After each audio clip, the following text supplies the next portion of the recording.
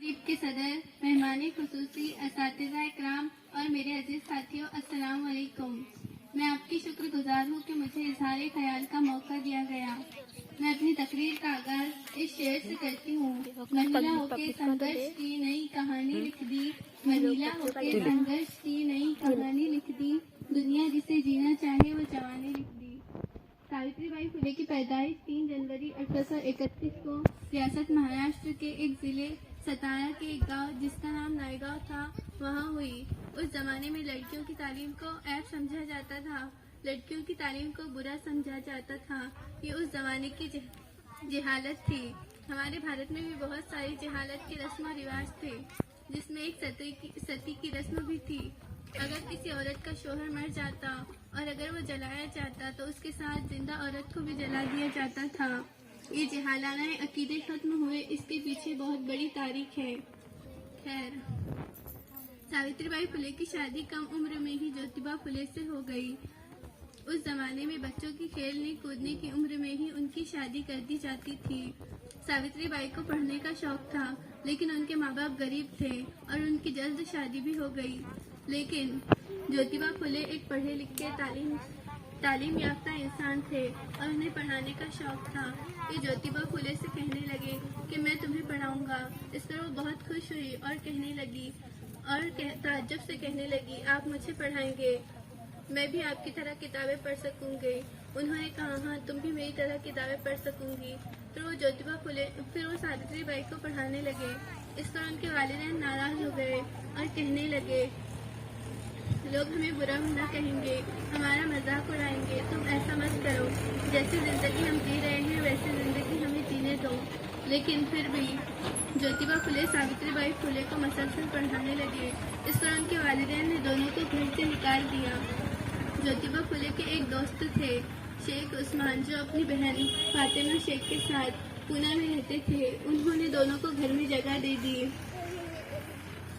1 जनवरी 1848 को भिड़ेवाड़ा में ज्योतिबा फुले और उस्मान शेख ने लड़कियों की स्कूल खोला, जिसमें शुरू में 6 लड़कियां और आखिर में 50 लड़कियां थी।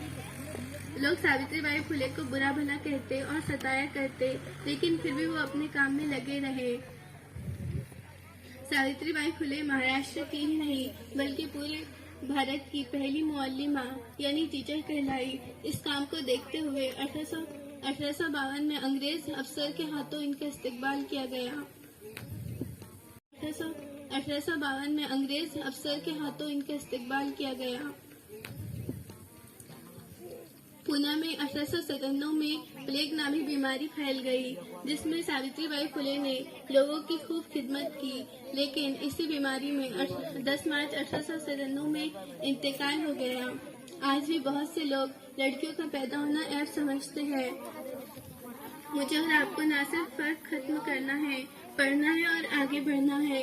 हमारे करीब ही चंद्रपुर की प्रतिभा पाटिल जो भारत की राष्ट्रपति थी, तो हमें भी प्रतिभा पाटिल और सावित्रीबाई फुले की तरह पढ़ना है और नाम रोशन करना है और इस लड़का लड़की के फर्क को खत्म करना है।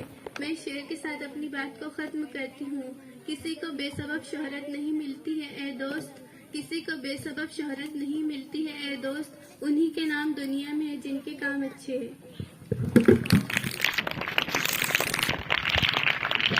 धन्यवाद फौजिया। यानंतर मी आमंत्रित करते हसनैन शाह जाबेर शाह, वर्ग 8वा, जिल्हा परिषद उर्दू शाळा दारापूर।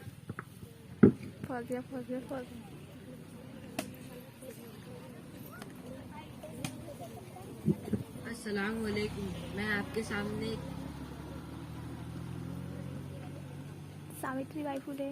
मैं आप लोगों के सामने सावित्रीबाई फुले के बारे में चंद ख्यालात पेश करना चाहता हूँ इस शेर से। हजारों साल नरगिस अपनी बेनूरी पे रोती है, हजारों साल नरगिस अपनी बेनूरी पे रोती है, बड़ी मुश्किल से होता है चमन में दीदार पैदा।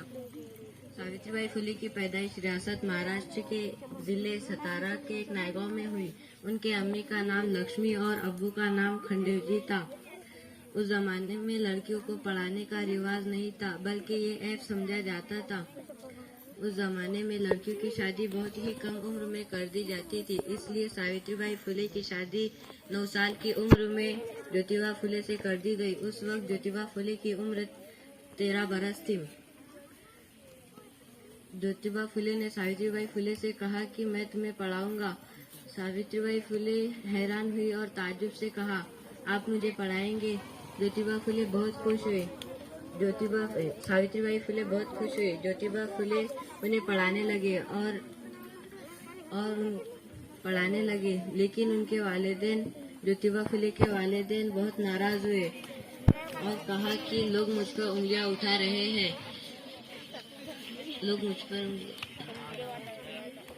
इतना कहकर मैं अपनी तकरीर खत्म करता हूँ इस शेर के साथ। अपना जमाना आप बनाते हैं अहले दिल। और पढ़ाने लगे, लेकिन उनके वालिदैन ज्योतिबा फुले के वालिदैन बहुत नाराज हुए और कहा कि लोग मुझ पर उंगलियां उठा रहे हैं।